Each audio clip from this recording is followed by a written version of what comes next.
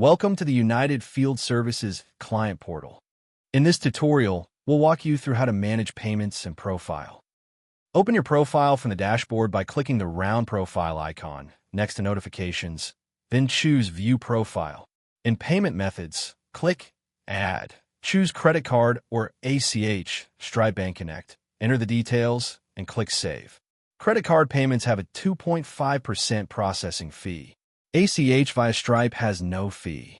You can add as many credit cards as you like and switch between them anytime by changing the default payment method. To update your name and company name, use the left sidebar Profile/Company. Click Edit, make changes, and save.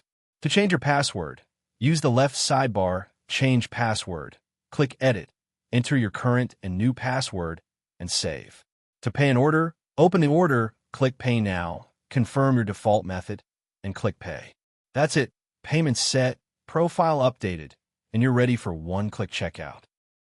Let us know if you need help with anything. You can always reach us through the live chat or your client representative.